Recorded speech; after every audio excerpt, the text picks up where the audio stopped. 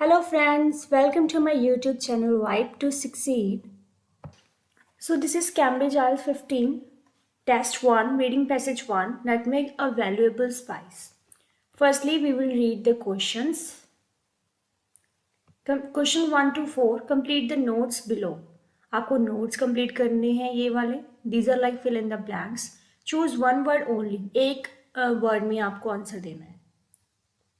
This is about the nutmeg tree and fruit. उसके tree और उसके फ्रूट के बारे में बात की है. Nutmeg is a type of spice. मसाले is a type of masala. Okay. First one is the leaves of the tree are dash in shape. यहाँ पे किस चीज की बात की है? What will be our keyword? Leaves.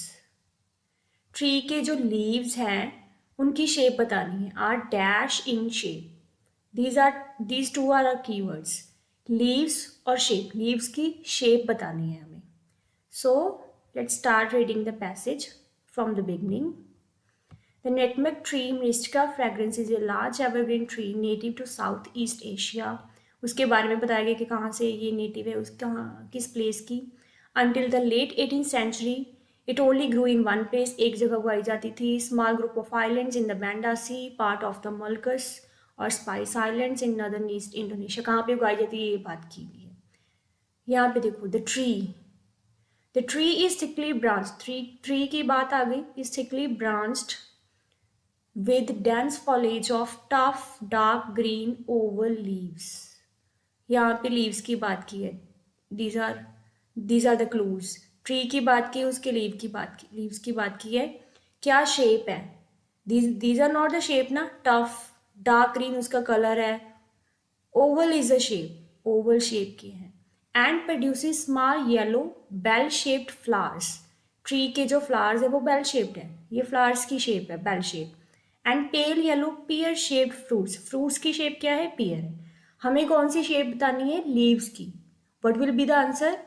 Oval. So we will write here oval. Okay. Next.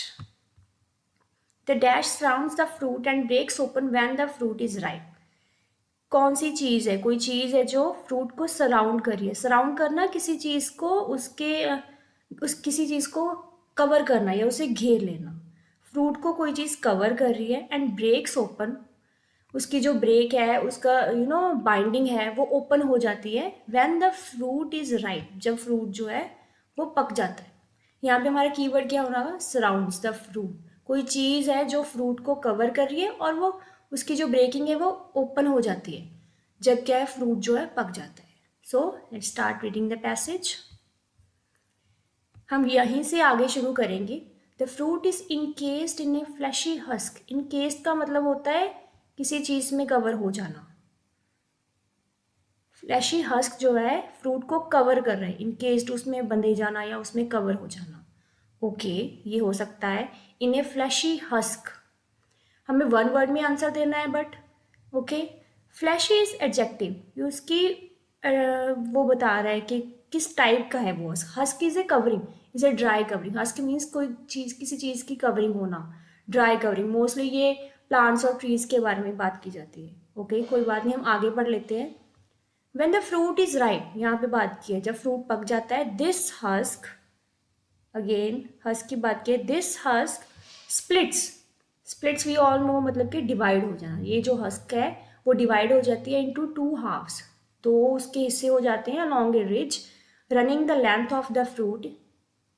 Okay, divide होना किसी चीज़ का मतलब क्या होता है? टूट जाना. सो हमें दो क्लू मिल गए. वो जो हस्क है वो टूट जाती है वैन जो फ्रूट होता है वो पक जाता है. और fruit is encased in this husk. हमारा आंसर क्या होगा? हस्क. Fleshy is adjective. वो उसकी बता रहा है कि वो किस टाइप का हस्क है. Okay, the answer would be husk. So we will write here HUSK husk. Okay, आगे. The dash is use to produce the spice nutmeg. कौन सी चीज़ है? कोई चीज़ है वो यूज़ की जाती है. प्रोड्यूस मतलब बनाने के लिए. प्रोड्यूस होता है कोई चीज़ को बनाने के लिए, प्रोड्यूस करने के लिए. Made. Okay, produce. The spice नटमग क्या चीज़ बनाने के लिए यूज़ की जाती है? स्पाइस नटमग। हमें वो चीज़ ढूंढनी है जो स्पाइस नटमेग को बनाने के लिए यूज़ की जाती है। ओके, समझ आया? So we will read the passage. वहीं से आगे हम जाएंगे। Inside is a purple brown shiny seed. उसके अंदर क्या है? एक शाइनी सीड है पर्पल कलर का। उसकी लेंथ वगैरह बताई गई है। Surrounded by a lacy red or crimson covering. This is the covering called in aril. These are the sources. These are the sources of the two spices nutmeg and mace. These are the sources. कौन से sources की बात की है? एक तो ये aryl और दूसरा inside is a purple brown shiny seed. किस चीज की बात है? पर्पल ब्राउन शाइनी, ये सब क्या है? एडजेक्टिव्स है। तो हमारा वर्ड क्या होगा? सीड। सीड, उसकी लेंथ वगैरह बताई है। उसे कौन सराउंड कर रहा है? Surrounded by a lacy red or crimson covering. This is called aril. ये दो चीजों की बात की है, सीड और aril. These are the sources. These जो वर्ड है ये किन्हें पॉइंट आउट कर रहा है? सीड और एरिल को। दीज आर द सोर्सेज, किस चीज के सोर्सेज है? सोर्सेज मतलब किसी चीज से बनना, कोई चीज का। ऑफ टू स्पाइसेस, कौन सी स्पाइसेस हैं? Nutmeg and mess. ओके, ये जो दो स्पाइसेस हैं ये सीड और एरिल से बन रही है। द फॉर्मर, फॉर्मर मीन्स जो चीज की जिसकी पहले बात की हो। The former being produce from the dried seed, जिसकी पहले बात की है, that is made from dried seed. Latter is made from the aril, जो जिसकी बात बाद में की है। लेटर मीन्स जिसकी बात बाद में की हो। फॉर्मर इज जिसकी बात पहले की हो और लेटर मीन्स जिसकी बात बाद में की गई हो। फॉर्मर किसकी बात पहले की गई है? कौन से दो चीजों की बात की है? These are the sources of the two spices nutmeg and mace. पहले किसकी बात की है? नटमेग की। नटमेग कहाँ से किस चीज से प्रोड्यूस होता है? From the dried seed. Again यहाँ पे हमने वर्ड यूज करना है। ड्राइड सीड दोनों नहीं यूज कर सकते और ड्राइड अकेला नहीं हो सकता because dried is the quality, this is adjective. Okay, so हमारा आंसर क्या होगा? सीड। सीड से बनती है nutmeg spice. So we will write here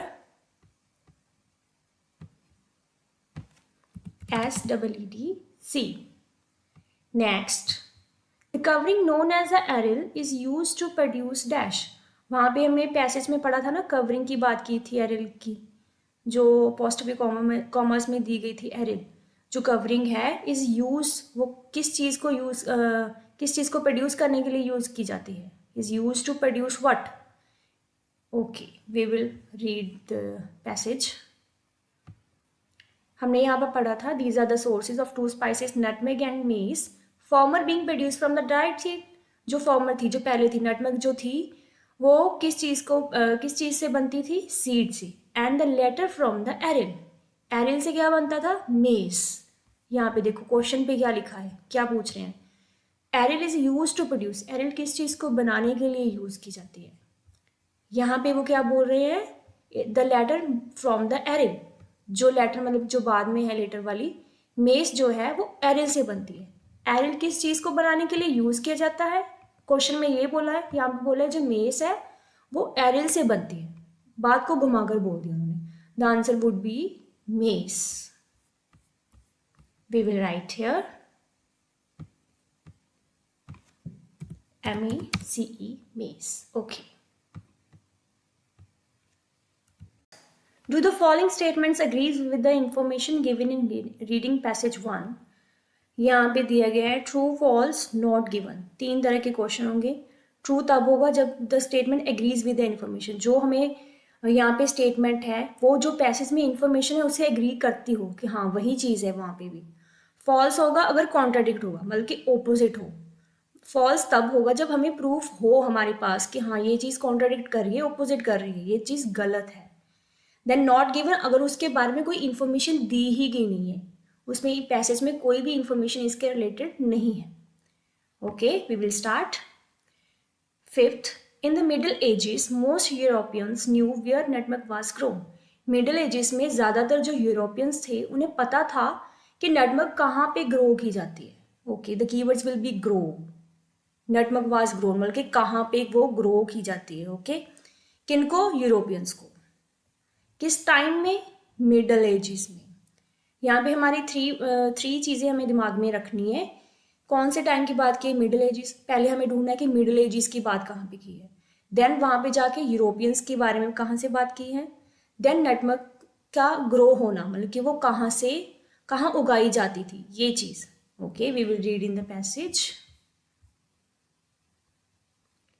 nutmeg was a highly, यहीं पे आगे हम शुरू करेंगे जहाँ पे हमने छोड़ा था। Nutmeg was a highly priced and costly ingredient in European cuisine in the middle Ages. में दो कीवर्ड्स यहाँ पे मिल गए, यूरोपियन की बात की है, मिडल एजेस की बात की है। ओके, ये कॉस्टली इंग्रेडिएंट था, कुजीन में यूज़ किया जाता था मिडल एजेस में, and was use as a flavouring medicinal preservative agent. Okay, इन तीन चीज़ों में एज ए यूज़ किया जाता था ये चीज़। थ्रू आउट दिस पीरियड, इस पीरियड के दौरान the Arabs were the exclusive importers, जो इम्पोर्टर थे इनके इस स्पाइस के, of the spice to Europe, जो यूरोप लेकर आते थे। अरब जो थे इस स्पाइस को यूरोप लेकर आते थे। They sold nutmeg for high prices, बेचते थे इनको मर्चेंट्स को, इस स्पाइस को, based in Venice, but they never reveal the exact location. Location मतलब कि प्लेस, यहाँ पे प्लेस की बात की है। उन्होंने कभी भी लोकेशन रिवील नहीं की, नहीं बताई of the source of this extremely valuable commodity. इस चीज़ की, इस स्पाइस की कभी भी लोकेशन नहीं बताई कि ये कहाँ से आती है। Okay, the Arab Venetian dominance of the trade finally ended in this, where the Portuguese reached the Banda Islands and began exploiting its fish। यहाँ पे कोई बात नहीं की ऐसी, लोकेशन की बात यहाँ पे हुई, मतलब कि अरब्स ने कभी भी रिवील नहीं किया, कभी भी नहीं बताया कि ये जो स्पाइस है वो कहाँ से आती है। तो क्वेश्चन में उन्होंने क्या बोला था कि यूरोपियन जो थे मिडिल एजेस में, उन्हें पता था, मोस्टली यूरोपियंस को पता था कि ये कहाँ से कहाँ पे ग्रो की जाती है, बट ऐसा कुछ नहीं है। क्योंकि यहाँ पे उन्होंने बोल दिया कि अरब्स जो थे उन्होंने कभी भी नहीं बताया इसकी एग्जैक्ट लोकेशन, मतलब कि नहीं बताई, मतलब कि उनको नहीं पता यूरोपियन को। Okay, so it will be a contradiction, so our answer will be false, so we will write here false. Okay, next, the VOC was the world's major trading company. Okay, जो VOC है, यहाँ पे keyword क्या होगा, VOC की बात की है। जो VOC है वो वर्ल्ड की फर्स्ट मेजर ट्रेडिंग कंपनी है, फर्स्ट मेजर बिजनेस करने वाली कंपनी है। Okay, we will find it in the paragraph. जहाँ पे हमने छोड़ा है वहीं से शुरू करेंगे। यहाँ पे VOC की बात कहीं नहीं की ये वाले पैराग्राफ में। We will start in the third.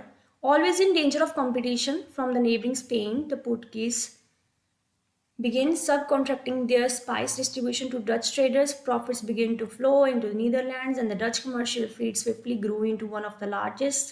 Okay, Dutch जो थे one of the largest बन गए थे वर्ल्ड में। VOC की अभी तक बात नहीं की है। The Dutch quietly gained control, उन्होंने उनका कंट्रोल आ गया था of most of the shipping करने में, ट्रेडिंग में, स्पाइसेस, ओके, उसके बिजनेस में। Then in 1580, Portugal fell under the Spanish rule. Okay, by the end, this Dutch found themselves as locked into the market as prices for ये जब बढ़ रही थी Europe, they decided to fight back. यहाँ पे कहीं पे भी VOC की बात नहीं की है। ओके, VOC की बात आगे की है। In 1602, Dutch merchants founded the VOC. किसने ये ढूंढी थी? डच मर्चेंट्स ने। Okay, trading corporation, better known as the Dutch East India company. Okay, इन्हें यही बोला जाता था। VOC was the richest commercial operation in the world, richest थी। ओके, कंपनी हैज दिस, इतने एम्प्लॉयज़ थे, इतनी आर्मी थी, शिप्स थी। Okay, thousands of people across Europe were dying of the plague. यहाँ पे कहीं भी ये नहीं बताया कि this is the first trading company, no, कहीं पे भी ये नहीं है कि VOC जो थी this is a first trading company. VOC की बात की है बट ये बात नहीं की है कि वो फर्स्ट थी, या ये भी नहीं बताया कि वो सेकंड थी या थर्ड थी, कि हम फॉल्स लगा दें। फर्स्ट की तो बात ही नहीं की, सेकंड थर्ड की भी बात नहीं की, मतलब कि VOC के फर्स्ट होने की बात की नहीं गई है यहाँ पे। So the our answer will be not given.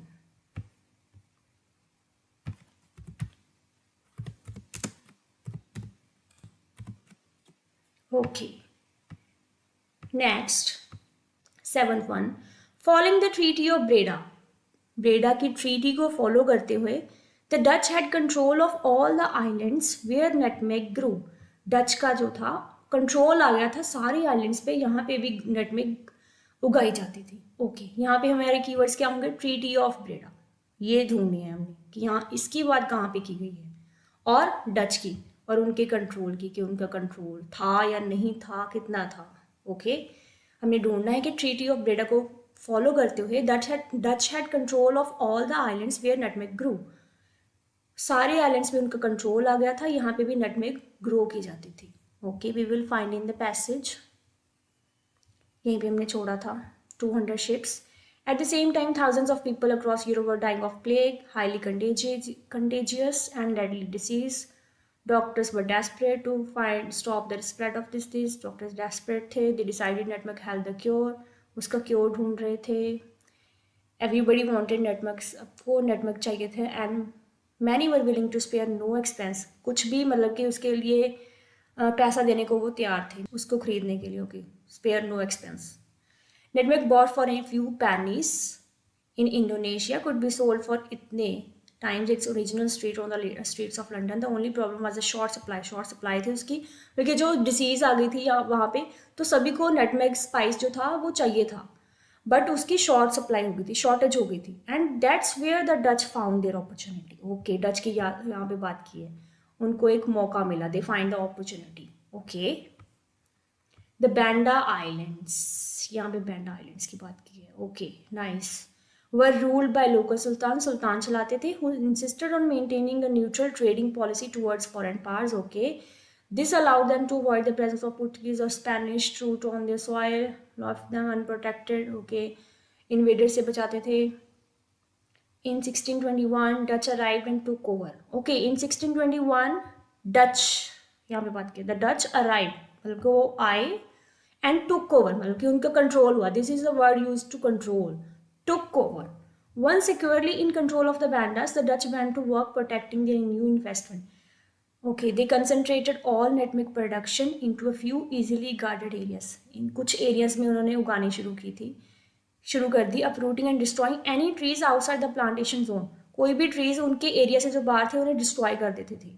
Anyone caught growing a nutmeg seedling or carrying seeds without proper authority, उनकी मतलब कि परमिशन के बिना जो भी उगाता था वह सीवियरली उन्हें पनिशमेंट दी जाती थी. In addition all exported network was covered with lime से कवर की जाती थी. And make sure that there was no chance of fertile seed, कोई भी सीड मतलब कि ग्रो ना करे, उगाया ना जाए. As well would leave the island. There was only one obstacle to Dutch domination. What was that?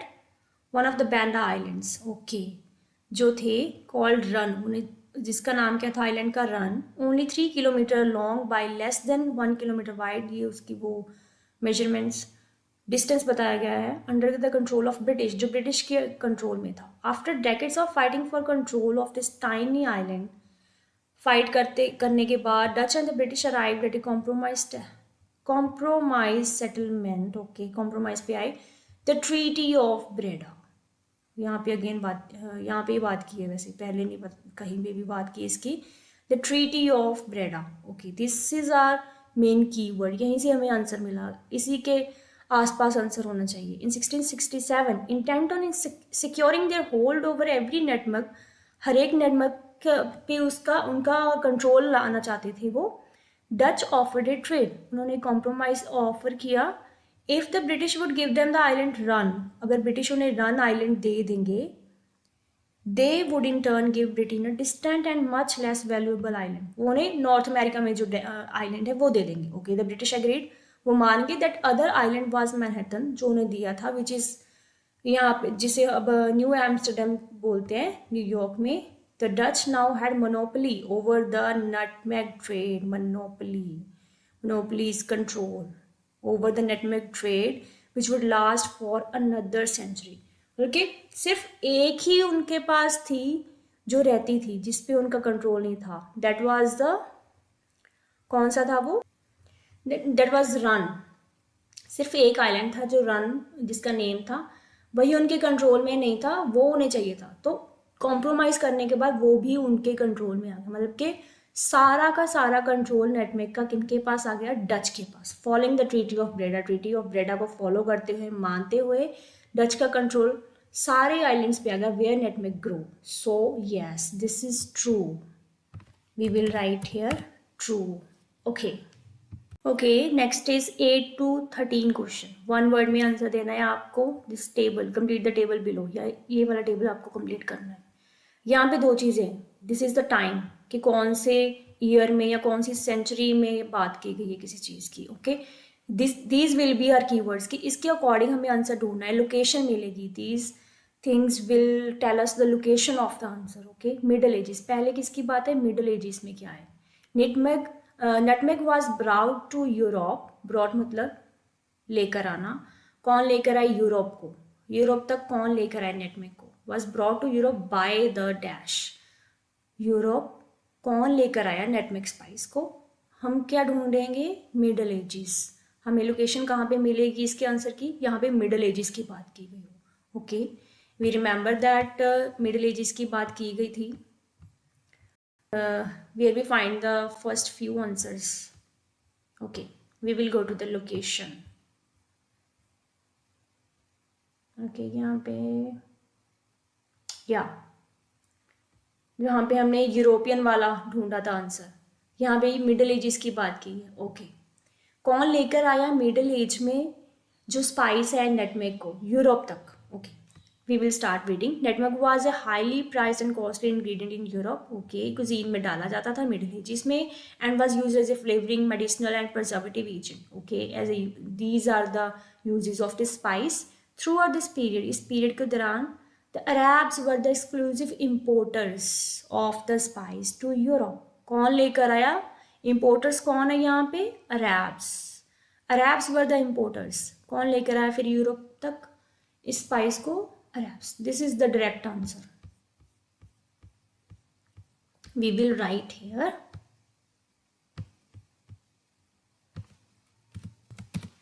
Arabs. Okay.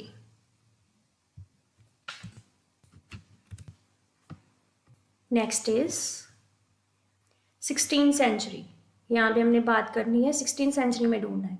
European Nations took control. Okay, ये तो आंसर ही नहीं है, ये तो क्वेश्चन पूछा नहीं है, sorry. Next is 17th century. 17th century में क्या बोला उन्होंने? Demand for the nutmeg grew. Demand बढ़ने लगी थी. Yes, as it was believe to be effective against the disease. यहाँ पे डिसीज, किसी डिसीज की बात की है, नोन एज द डैश. कौन सी डिसीज है जिसके रिलेटेड बात की गई है पैसेज में, और जिसके कारण जो है नटमेग की जो डिमांड थी वो बढ़ने लगी थी. ओके, यहाँ पे हमने पैसेज में ढूंढा है 17th सेंचुरी, एंड किसी डिसीज की यहाँ पे बात की वो ढूंढेंगे. Okay, let's start.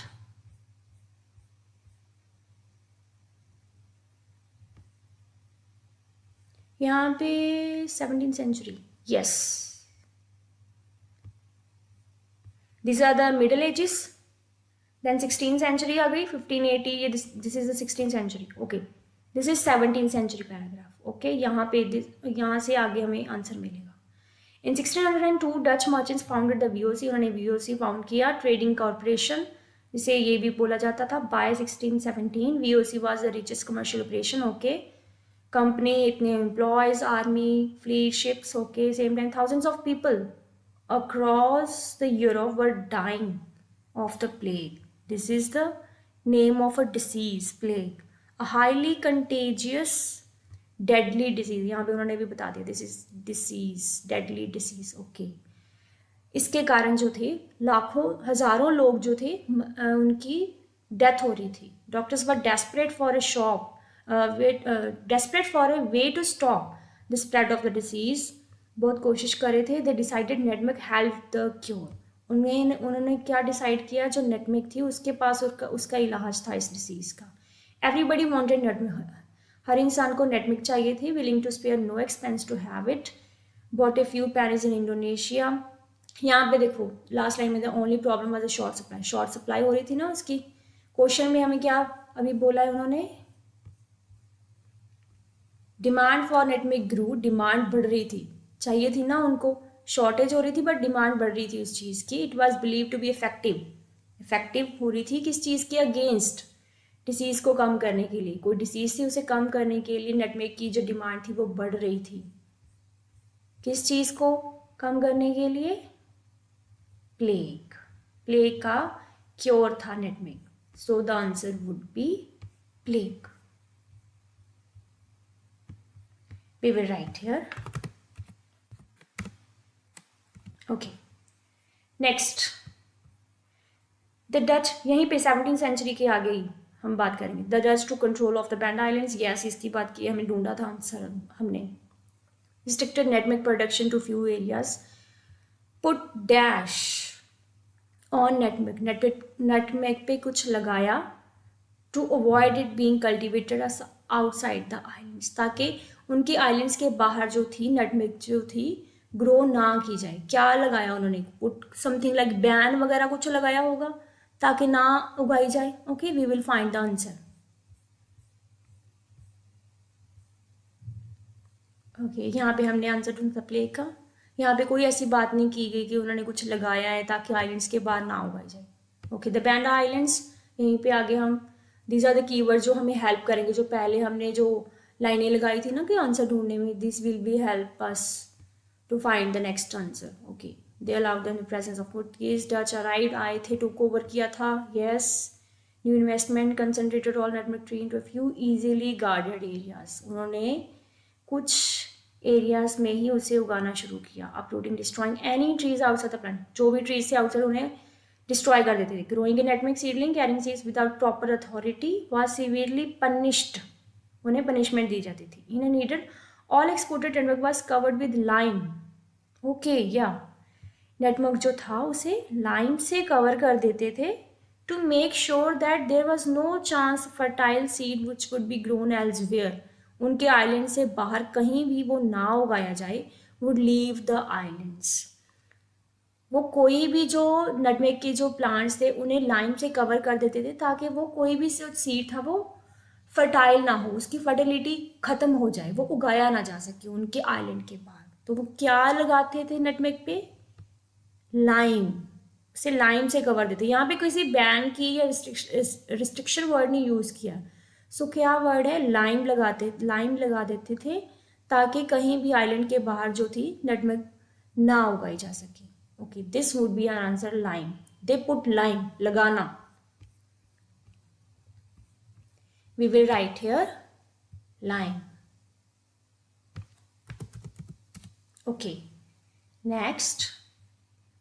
Finally obtained the island of Dash from British. British से उन्होंने कौन सा आइलैंड था जो ले लिया था फाइनली?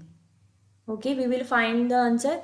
यहाँ पे ब्रिटिश की बात की गई हो, किसी आइलैंड को लेने की बात की गई हो, अगेन इन 17th सेंचुरी. वहीं से आगे हम शुरू करेंगे. We find the answer line here. Okay, to make sure there was no chance fertile seed which could be grown elsewhere. Yeah. There was only one obstacle. सिर्फ एक उनका obstacle बचा था उनके लिए to Dutch domination. उनकी domination, उनका पूरा control आने के लिए सिर्फ एक उनके लिए obstacle था. One of the Banda Islands called Run. Okay, ये island है जिसका name है Run. Okay, इतनी दूरी पे था. Was under the control, जो ब्रिटिश के कंट्रोल में था. After decades of fighting, yes. यहाँ पे हमने पहले आंसर ढूंढा था ट्रीटी ऑफ ब्रेडा में. तो कॉम्प्रोमाइज करके उन्होंने the Dutch offered a trade if the British would give them the island of run. यहाँ पे कॉम्प्रोमाइज किया था कि रन, अगर वो उन्हें रन आइलैंड दे देते हैं, they will give them this island जो नॉर्थ अमेरिका में था. Okay, Manhattan which is known as New Amsterdam became New New York. Okay, the Dutch had now a monopoly over the nutmeg tree which would last for another century. कौन सा island था जो उन्होंने British से लिया था? ये साफ साफ यहाँ पे दिख रहा है. देयर वाज वन ऑब्स्टेकल, सिर्फ एक ऑब्स्टेकल बची थी, रन, जो उन्होंने ब्रिटिश से लेना था. उसके बाद उनका पूरा कंट्रोल हो जाना था अपने नटमेग स्पाइसेस के आइलैंड्स पे. तो this will be our answer, run. We will write here RUN, run. Okay, only two answers are left. Okay, यहाँ पे बात की है 18th century, late 18th century, मतलब कि 1750 के बाद. Okay, this is a clue कि 1715 के बाद. यहाँ पे लिखा भी है 1770, 1778. This will be very easy. 1717 में क्या है? Nutmeg plants were secretly taken to, secret way से कहीं पे ले जाए गए, taken to. Okay, we will find the answer in the reading passage.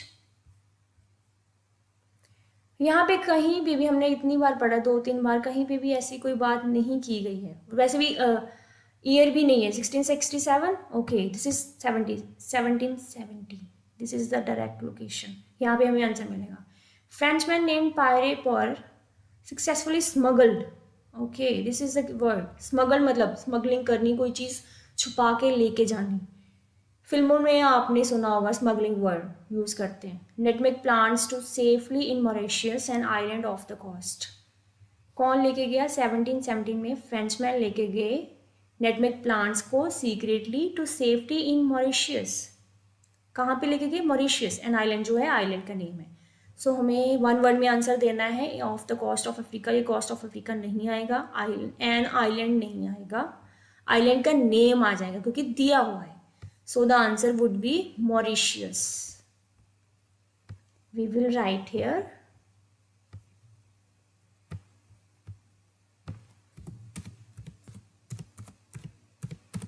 Okay. Only one answer is left. 1717 में 1778 में बात की। Half of the Banda islands, 50% जो आइलैंड्स थे नेटमेक प्लांटेशन के वर डिस्ट्रॉयड, उन्हें डिस्ट्रॉय कर दिया गया था बाय अ डैश। किसने या किस चीज़ से या किसने? Okay we will find the answer. यहाँ पे 1778 की बात की गई हो। दिस वाज 1770, ओके यहीं पे आ गया। some of these were later exported to Caribbean where they thrived, especially on the island of Grenada. Next in 1778 यहाँ पे volcanic eruption in the Banda region caused a tsunami. volcanic eruption से क्या पैदा हुई थी? सुनामी पैदा हुई थी। that wiped out मतलब कि किसी चीज़ को ख़त्म कर देना, उड़ा देना। half the nutmeg groves, यहाँ पे बात की हाफ, जो हाफ प्लांट्स थे नेटमेक के, ऑलमोस्ट 50% जो प्लांट थे वो उड़ा दिए थे। किसने उड़ा दिए थे? सुनामी ने, मतलब कि ख़त्म कर दिए थे। तो उड़ा दिए मतलब ख़त्म कर दिए। यहाँ पे वॉल्केनिक इरप्शन नहीं आएगा because these are two words. And किस चीज़ ने उड़ाए? सुनामी ने उड़ाए, ना कि वॉल्केनिक इरप्शन ने। Okay tsunami will be our answer. We will write here tsunami. Okay, done. Thank you so much friends for watching my videos. Kindly subscribe to this channel for more videos related to IELTS. Bye bye. Have a good day.